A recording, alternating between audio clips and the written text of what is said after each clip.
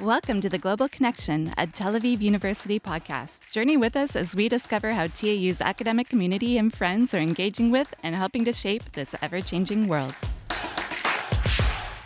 Hello, everyone. Welcome to the Global Connection. Today, I have with me Corey Gill-Schuster, the director of the International Program in Conflict Resolution and Mediation here at Tel Aviv University. And while that position naturally makes him a celebrity among the Lowy International School crowd, I suspect that more people may know him from his personal YouTube channel, The Ask Project. Through the channel, which has nearly 270,000 followers, Corey solicits questions from the public, which he'll ask strangers across Israel and the West Bank. Seemingly no question is off the table, even the most provocative, such as asking Palestinians why they give out sweets after a terror attack, and Israeli settlers why they burn Palestinian homes and fields. And while most questions do pertain to the conflict or to national or religious identity, you'll also find more innocuous questions like, what is your favorite holiday, or which Hogwarts house are you? So to date, Corey has produced more than 1,100 videos. Corey, welcome. Thank you for joining me today. Thank you for having me. Yeah, it's great to have you here. So from my understanding, you've been doing this for 11 years now. So I'd love to just get you to walk back to the beginning and maybe walk our listeners through a little bit how the Ask Project got off the ground. I've told this story a couple of times. I was finishing my thesis for my master's in conflict studies. And I had a lot of time, spare time. And at the time on the internet, there were Facebook groups and there were different forums that would discuss the Israeli-Palestinian conflict. And I would somehow get sucked into this. And what I noticed is that most of the people involved discussing the Israeli-Palestinian conflict were not Israeli and they were not Palestinian. There were some Jews and there were some Arabs, but most of the people were neither. Yet they seemed to know everything about the conflict. They, because they had an Haaretz article or some video, and they were sure that they knew the solution and they knew everything. And they were usually, at least on the Israeli side, because I didn't know the Palestinian side at all. On the Israeli side, I'd always think, you're a little off on this. Like, you're not quite getting it, because you're listening to sort of more fringe voices. And I remember saying, somebody said to me, somebody Canadian, what are you going to do? Go and ask people, like do, a survey? And I thought, well, wait a second. I have a video camera. I have conversations with people all the time, just in the supermarket, the guy who sells me the vegetables and fruit. Why am I not filming these sort of things? And then it just popped in my head that, well, I should ask people questions and try to, because it's a way of limiting how far they go and how many tangents they go off on. And ask a bunch of people the same question, try to phrase it in the same way, and just record it and let other people see this and do it from as neutral, objective way as possible.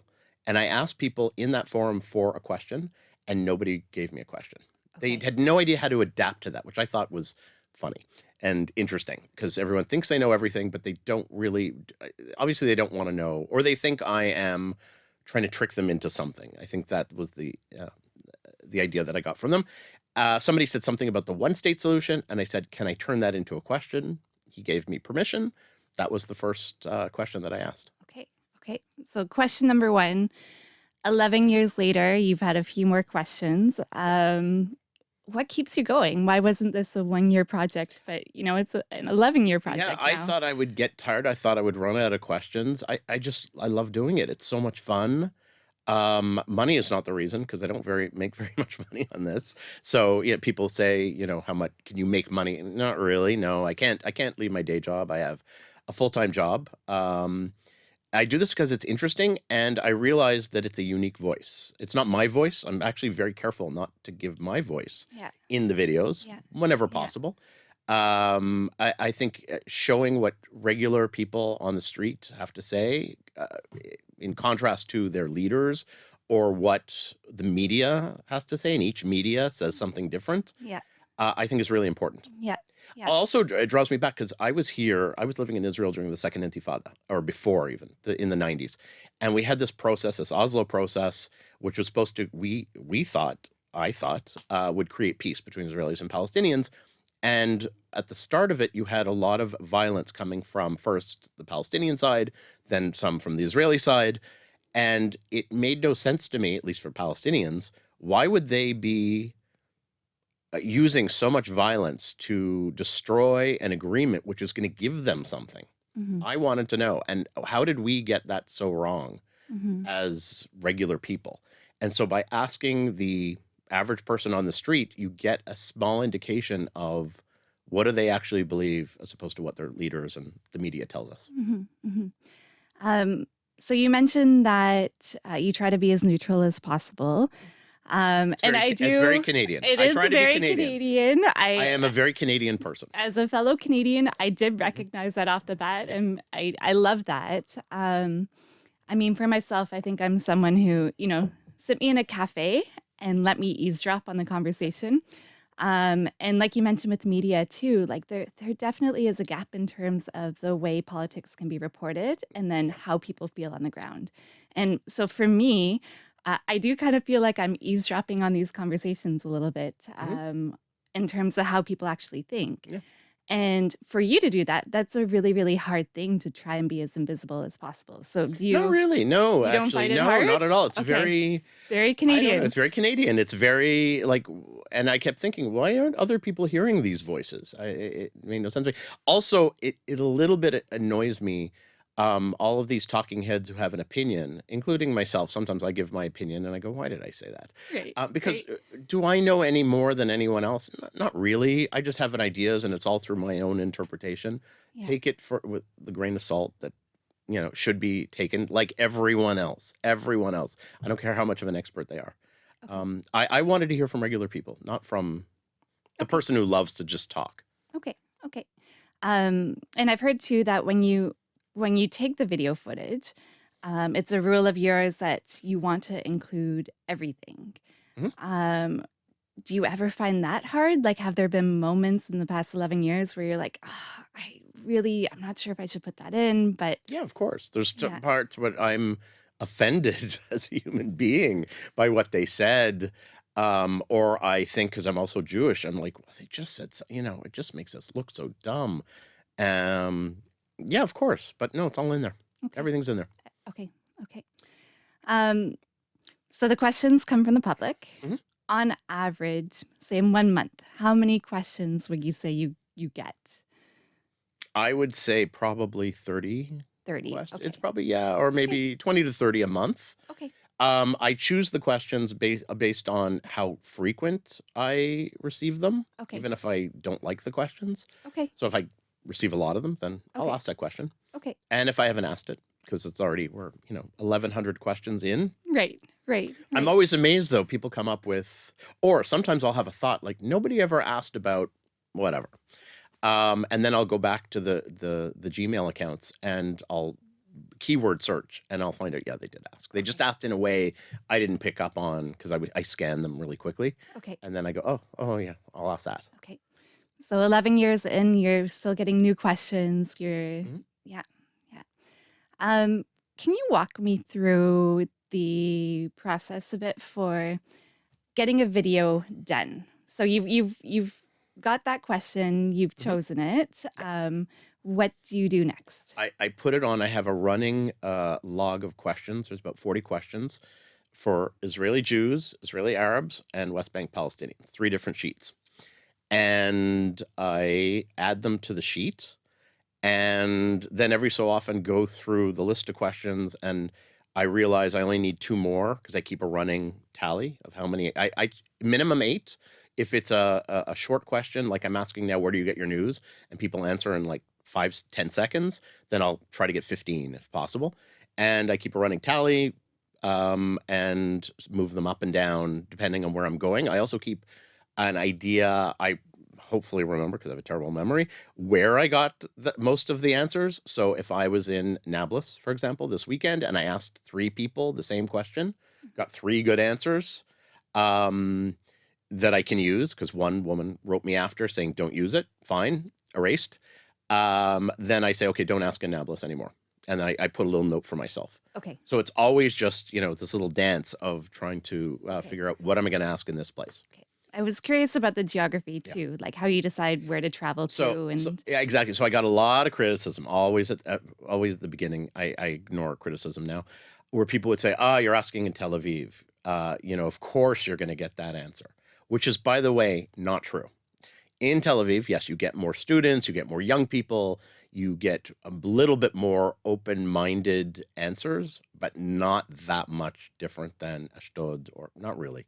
okay. People always think, and it's not really true. Okay. But I Okay. still do, just so no one will criticize. I try to get two, no more than two, maybe three in one place. Okay. Okay.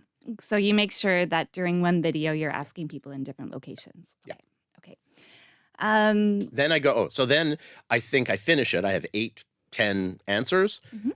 I put it in a different folder. I have all these hard drives where I then can edit it. And then sometimes I find out, ooh, I have 7 men and one woman. Right. That's not good. Okay. Or I have 4 people from Tel Aviv. Ooh, big mistake. How did that happen? It's very rare, but it can happen.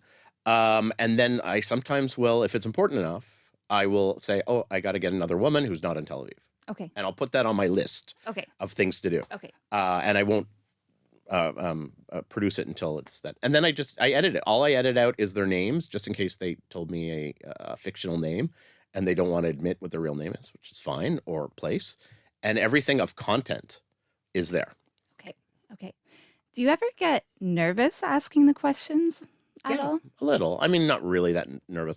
I always bring someone with me because it gives me a lot more courage. It's amazing if I'm alone. It's not even courage. It's more I get lazy. Okay. All I'm thinking is I could be in bed watching Netflix. Why am I doing this? But then when somebody's there and I'm thinking, oh, this is an interesting experience for them. Mostly if there's someone who's a tourist or something like that. I'm trying to. Right.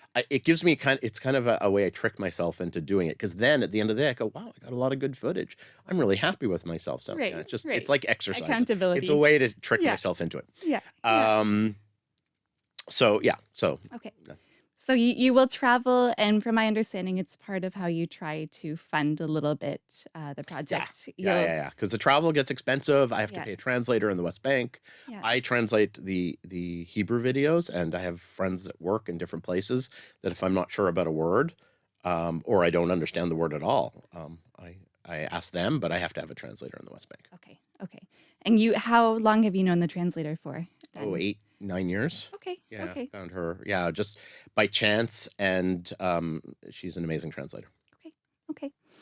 Um, so looking back, what would you say are some of the most memorable experiences? So questions, answers that really stick out in your mind. It's always the ones that surprise me. It's the ones who I asked a specific question and they answer a different question with something very emotional. So I remember one of the very early ones of asking a Palestinian something about peace with Israelis. It was in Bethlehem. And I said, but why won't you make peace with Israelis? And he took off his glasses and he was missing an eye. And he said, this is what they did to me.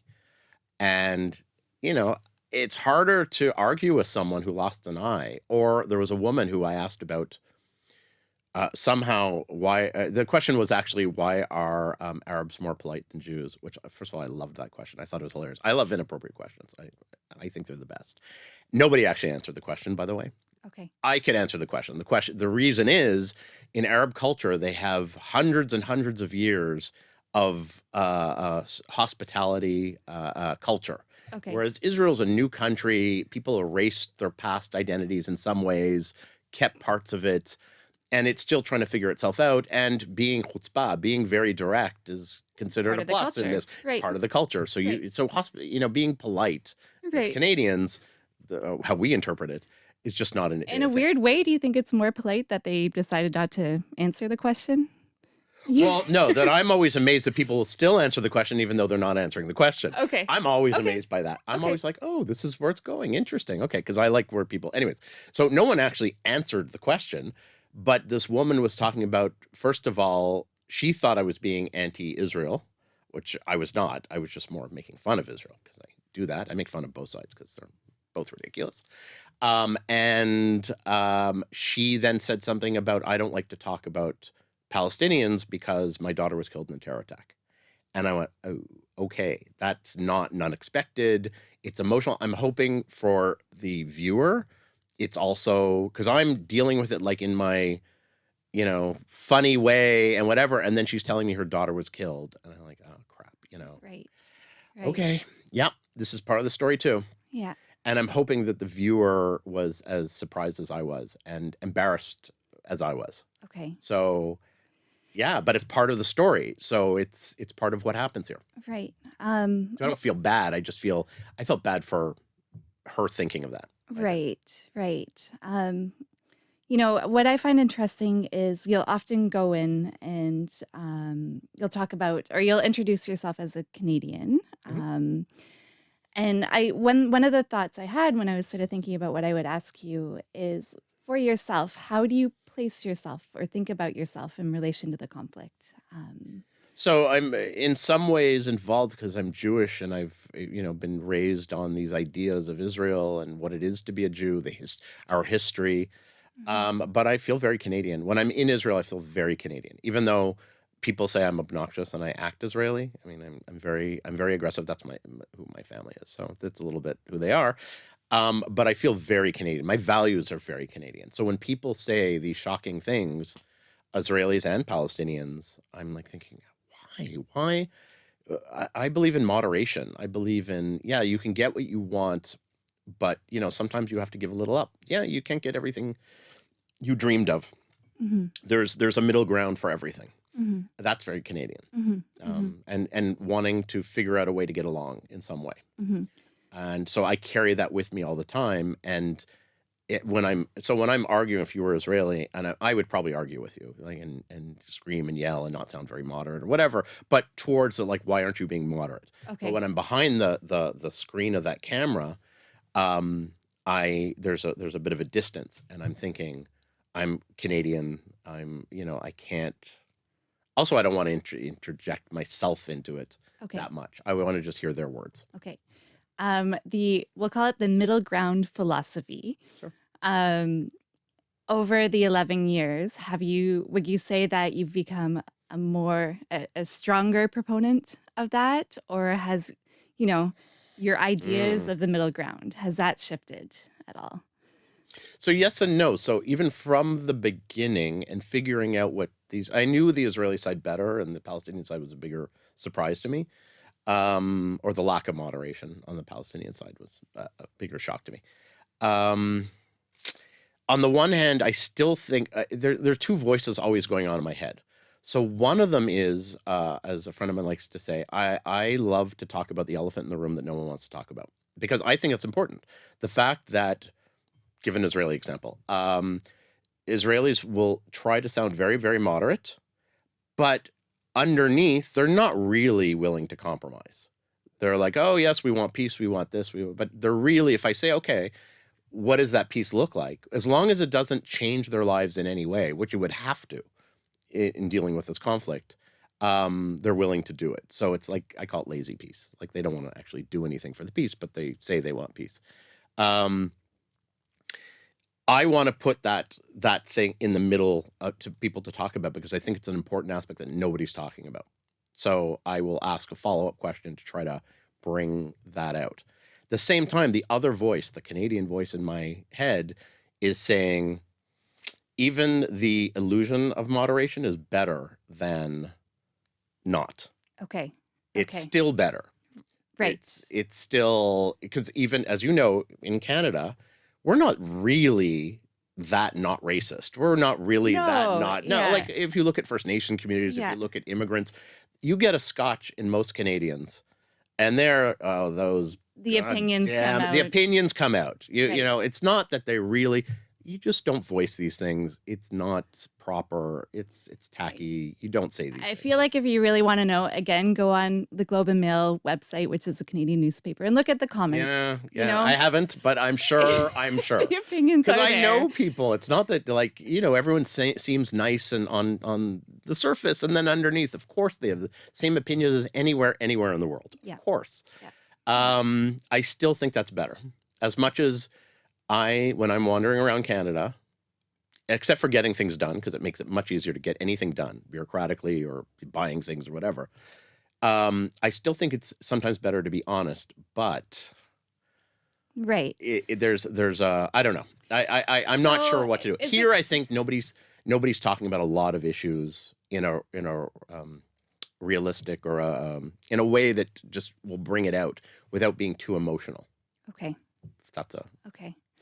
I mean, it's tough to have these conversations, obviously. How much of your training in conflict studies would you say goes into the way you approach things or the way you think about things? So not a lot actually, because I want to interject to the viewer conflict theory all the time. Because I'm hearing, so what I hear, this might be my own bias, is a lot of identity, self.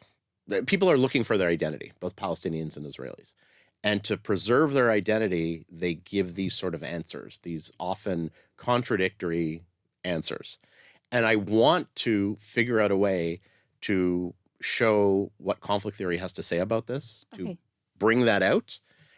And I haven't found a good way of doing it without sounding like, somebody who studied psychology and they're just an ass and they're just telling you, oh yeah, you have an issue with your parents. Without Right. sounding like that, Right. I don't know Right. how to do it. Okay. So I often Okay. feel that's one of the things I feel it's been a bit of a failure because I wish I see it and I'm not sure how I can introduce that aspect into it. Yeah. And that's also my own bias because I think everything is about building identity and preserving identity, and nobody in groups, nobody will allow their identity to be threatened. It's just a thing we Right. do. Right. Even Right. Canadians, we do that. Yeah. No, Don't mess with the Canadian, our identity. Don't mess with it. no, no, We'll get no. very upset. We And would. We would. It's very true. so Yeah. it's hard to, I don't know how to put that in, and Well, I'm always thinking about it. and I do feel personally that it would compromise the integrity of the program a bit, right? Yeah. Like if you're going in and you're just asking a question and letting people speak and say Yeah. their piece and recording that. So often, by the way, so I'll tell this to anybody who's watching. So people watch my videos and go, why didn't you challenge them about this? And actually what I'm thinking is, wow, that's what they said. Here, I want the world to hear what they said on Yeah. both sides. Yeah. Now, every so often I'll think of something else that'll kind of like, I want to see how deep that is, that belief, because could it be challenged? But really, it's more of this is what people hear, because mostly when it's something I hear all the time. hmm hmm I'm probably not going to challenge it because I think it's important people know.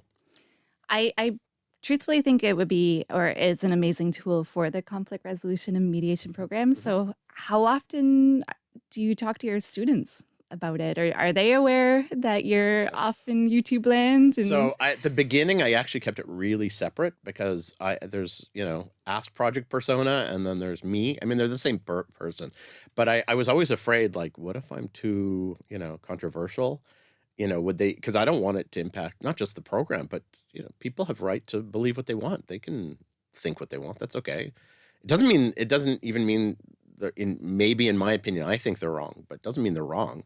I'm proven wrong all the time. Oh, my best joke about that is when I first had Tim Hortons in 1990. I thought this place is going nowhere. okay, Who would want this coffee? Terrible, terrible, terrible donuts, terrible muffins, and awful coffee. It's going right, nowhere. Tim right, Hortons. right. You'll never hear about it ever. So I'm often wrong. Okay. So I keep I that in mean, mind. the truth of the matter is, Canadians like bad coffee, is what it comes down Apparently, to. I So still think it's bad coffee. I stand it's by that. not. It's This it's is not much great better coffee. coffee. It's not great Yes, coffee. Yeah. but Canadians love it. They love their Timmies. Yeah.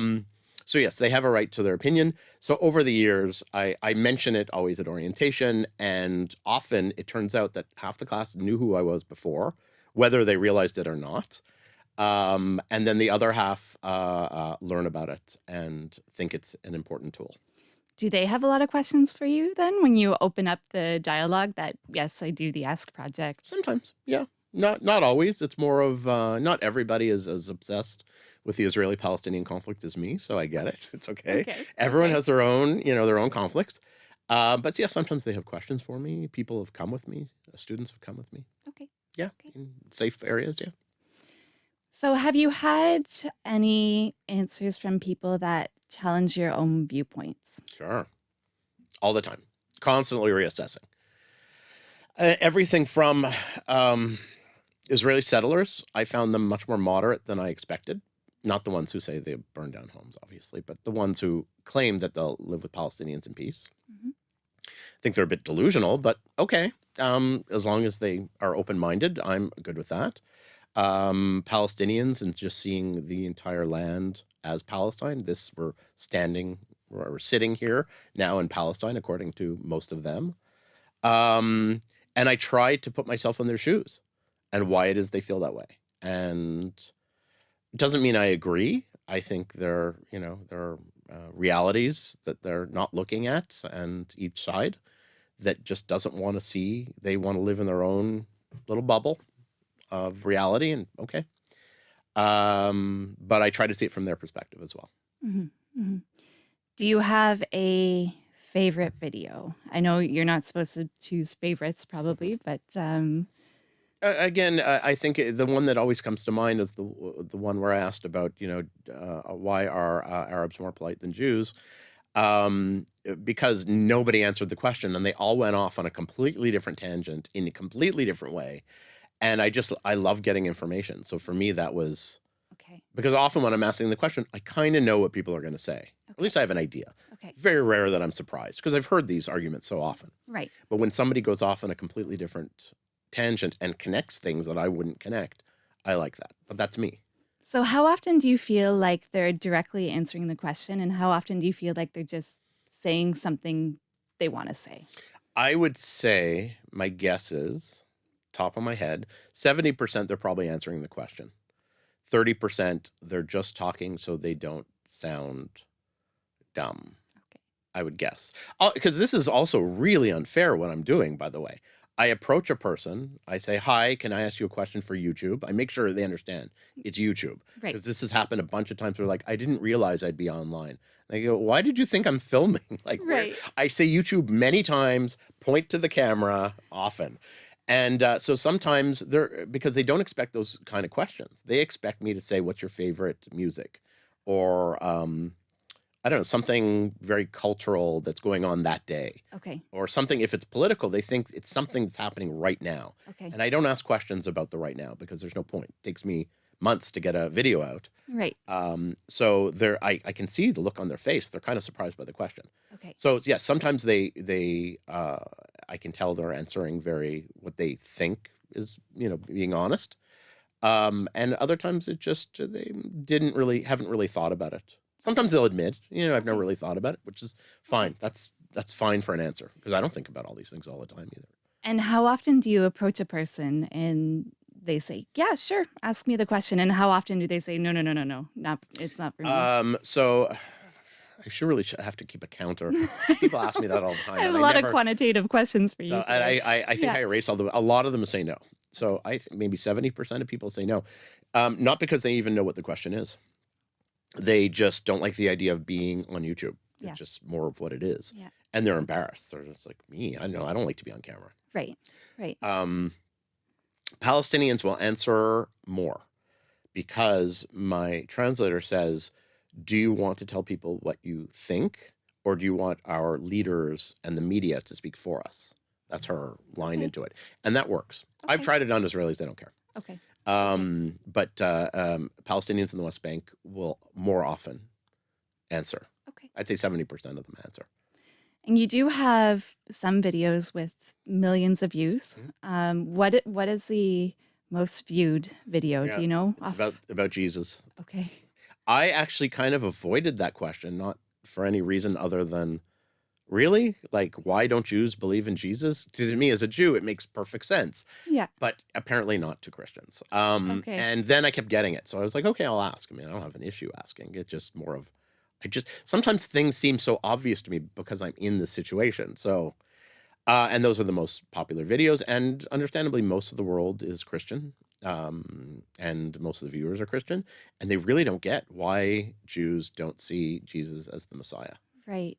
And they just don't get it. Right. And no one's going to, and I know they send me, that's actually the most questions I get are proof that Jesus is the Messiah. And I've gone back and I've gone to rabbis and asked because I figured they want to know. But yeah. So you have a bit of a religious community Yes, following you then. Yes. Interesting. And Okay. yes, absolutely. Okay. And then I did something similar for Muslims because I thought, oh, maybe Muslims want to know things. So I took the questions that I got from Muslims, did something similar. Yeah. Okay. And are you able to track which countries people are Yeah. watching from? Yeah. That's a nice thing about YouTube. So in terms of a number of views, the United States, Germany, UK, Israel. I can't remember who the fifth is, but like Canada or something like that. In Okay. terms of views, in terms of I did a per capita, meaning you divide the population by the views, and it's actually Israelis who watch, and I'm not recognized very often at all. Okay. So Israelis watch a lot. There was Ireland, Sweden, a different group of Okay. countries. Okay. Interesting, in both cases. Even 8 years ago, Bahrain, United Arab Emirates, and Saudi Arabia were also high on the list. Okay. Super interested in more, but I think more of the Israelis than Okay. they were in the Palestinians. Okay. So which Yeah. surprised me It's do you because Palestinians are really low on the list. They don't Right. watch videos about themselves. Right. Right. I don't know how much time you spent sort of analyzing how it changes over time, but India kind of came up because I also asked Israelis, what do you think of India? Because a lot of Israelis have been to India. Pakistan, interestingly enough, comes up a lot too. okay. But I don't know maybe not at the beginning, but since then it's been, after a couple of years, Okay. similar. Okay. But it's still the Levant countries, meaning Lebanon, Egypt. It's not Levant, but it doesn't matter. Jordan, Palestinians don't watch that much. I get emails from Egypt often, but Okay. in terms of how many videos they watch, it's not a lot. Okay. And what do you hope the public and the people viewing these videos get out of them? I hope they humanize both sides, even if you hear something shocking from either. I mean, we get a lot of people who are very pro-Israel, very pro-Palestine, and of course, they hear the people they support saying something, and they're, of course, that's what that makes sense to them. I hope people humanize the other, whoever it is they least agree with. And I would hope it inspires people to come here and see it for themselves. And then I always tell people, it's my mantra, go spend 2 weeks with the group you least agree with. Mm-hmm. You don't agree with settlements? Great. Go live with a settler for 2 weeks. Mm-hmm. You don't like Palestinians? Great. Go live in Nablus. Mm-hmm. You'll be fine. You've kind of answered my next question too, which is in terms of conflict studies, like what are some of the lessons that you hope could be taken up in conflict studies? So humanizing people in situations of conflict is much better than dehumanizing.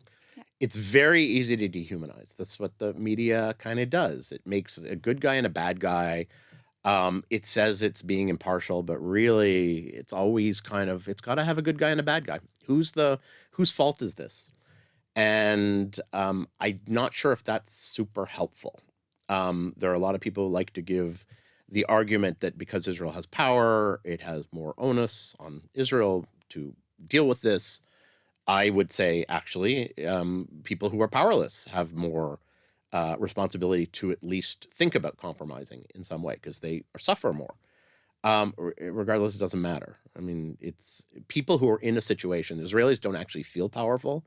Palestinians don't feel powerless. They know they're powerless in a lot of ways because they have less money and they don't have the same amount of weapons. But everyone justifies the situation to themselves. And Okay. so, yeah. Okay. Well, Corey, I need to thank you for your time and for hanging out with me today. And I'm going to keep listening and watching. And Thank you. I love the work that you do. Thank you. Thanks so much. Thanks for having me.